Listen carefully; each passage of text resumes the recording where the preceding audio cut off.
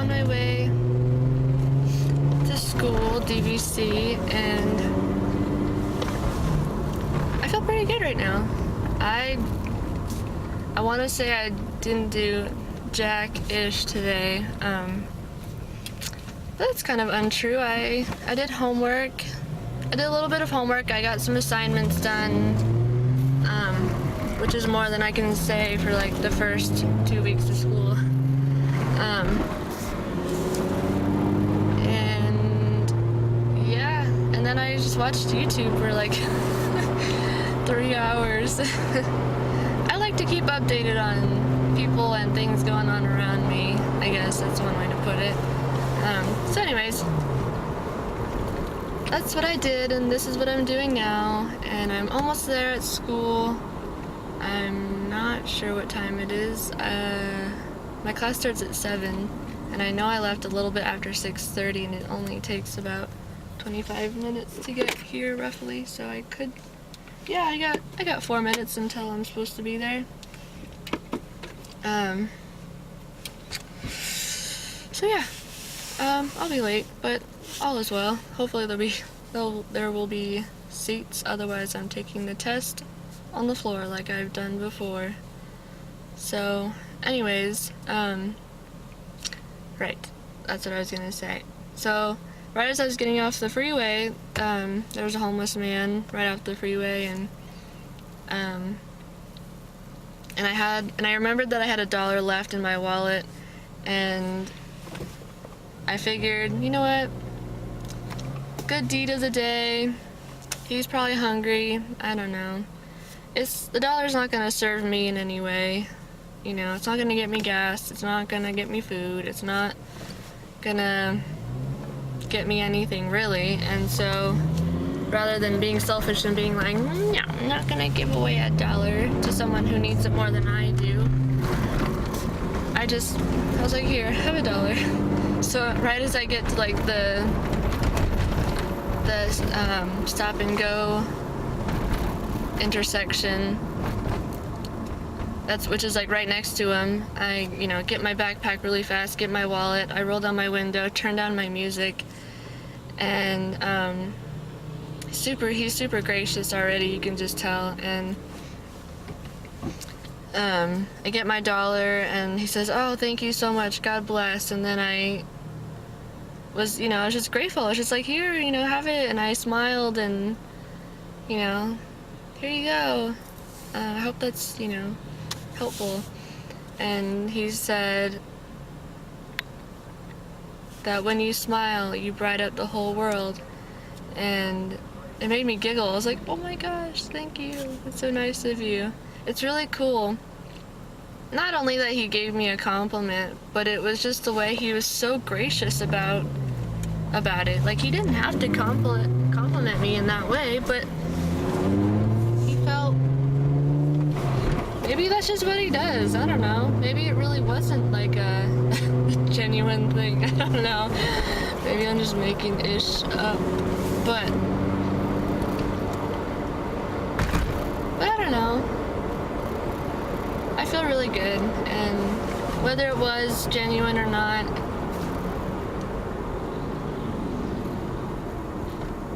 I guess, it doesn't really matter, does it? It matters to some degree, but it was no harm to me. It wasn't putting me in danger. It was, it was cool. And so the fact that he had a really good response, or he had a nice response, he was kind about his, in his response, that was pretty cool. That just made the interaction memorable, is probably what I'm trying to say. That is what I'm trying to say. Like, it was just memorable the way it went about. It was worth talking about in a vlog, that's for sure. It was worth making a video about. So yeah, I'm getting there. I'm getting to school. Like, I'm almost there, and then there's gonna be like another few minutes of actually getting there. So that's all I really had to share. really grateful for what I have, and I'm grateful that I can give, and I sound so spoiled. I'm a spoiled person who doesn't have to like work that hard for that. Well, I mean, I guess I take that back. I've physically worked really hard for the car that I have right now, and I physically worked really hard for my first car that I ever got, and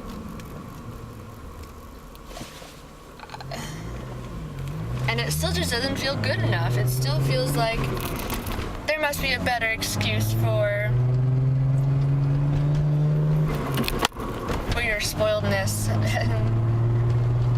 I don't feel like I am spoiled, but honestly, when you think about it, me compared to someone who has nothing, I have a lot of materials, and I'm not really even proud of it.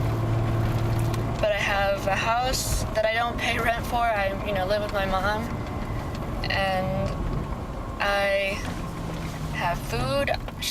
My mom has been cooking a lot more than she used to, and so I'm really grateful that I have food that I don't really have to pay for, and I have a car that's really reliable now, and I have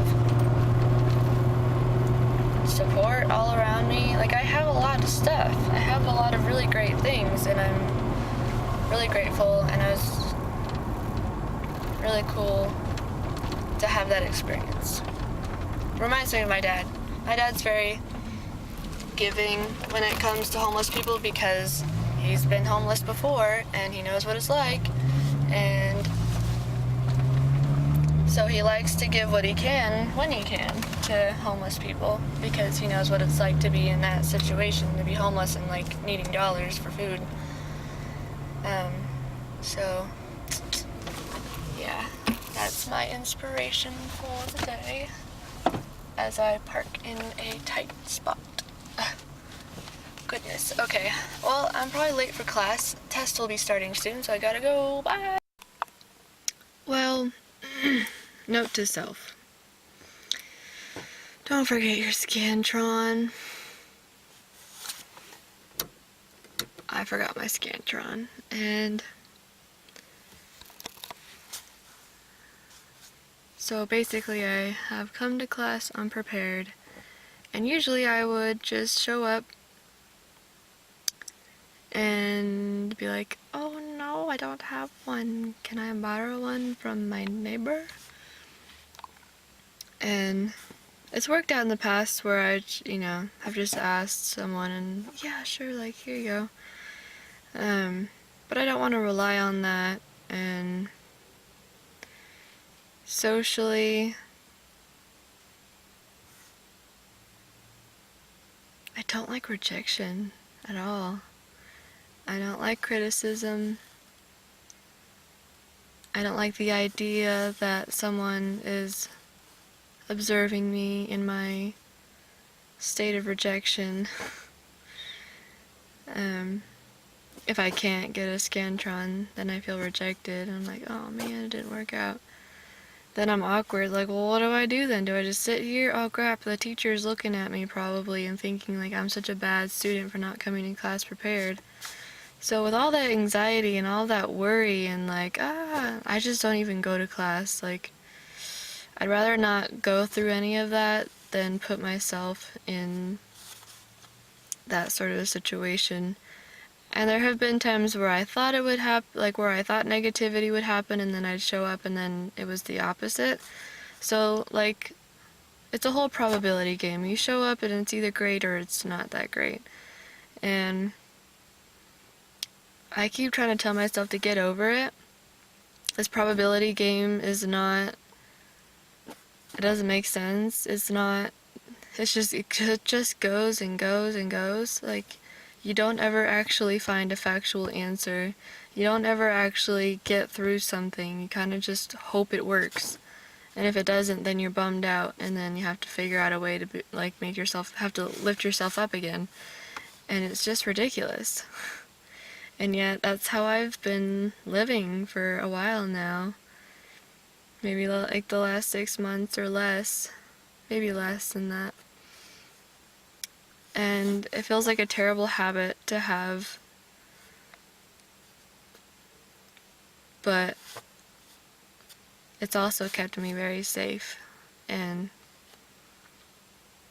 when you don't know anybody and you barely know the teacher and you don't have anyone with you, you feel pretty alone. You don't feel like you can really, I personally just feel like there's no point in like making myself heard or making a big deal out of things. Like if I didn't come to class prepared, don't show up. Like that's my advice usually. Don't nudge off of the other people. They paid for their Scantrons, and you know, that's them. I don't want to reach out to other people because it gives me the pressure and obligation to try and be friends with them. And that's not completely true, honestly, but it gets me thinking, and it gets me like worried and anxious and like overthinking, and it's just silly. But I thought I would share because I know I'm not the only one. I know that there are others who go through this too, and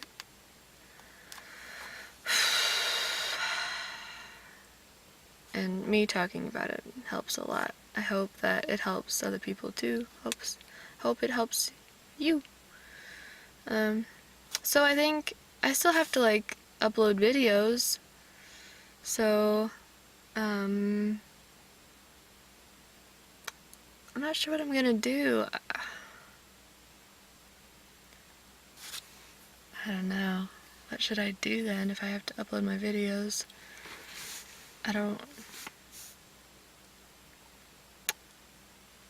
mean, like, I could just stay here and then go into class after the test is over and just be there for, like, the lecture part. That would probably look bad, too, to the teacher. Would it? I don't know. That whole probability game, it's either like, my attitude is either just like, people need to get over it and just let me be me. Or it's like, oh, I don't want to offend anybody, I gotta just disappear and be invisible. But then it's like, you're not showing yourself very much love if you're just trying to be invisible wherever you are. But at the same time, I get ridiculed constantly for being myself, so it's like, I don't win either way. So that's why I play the probability game, is because I just want to win, and I'm trying to win in life so much that I'll play the probability game until I feel successful in the probability game. But it's really,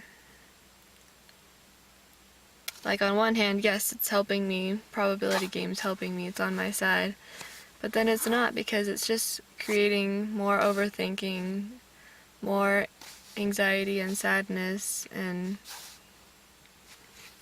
every once in a while, maybe I am right about something, and woohoo, big win for me, and that's it, on to the next. When I think it would be more gratifying if I were to just be me. I'm just afraid of taking up space, I guess, and that's some vulnerability right there. On a more positive note, I went for a run. I ran yesterday and then I ran the day before that, so it's been 3 days now that I've been running. At least I don't have a running app anymore. It like died on me, and so and I don't have any more space on my phone, and I don't know my Apple ID, so I can't get another running app. And I'm not rich enough to get like one of those watches that tells you how far you go. But when I used to have a running app, like I would run around my town, and my town's pretty small.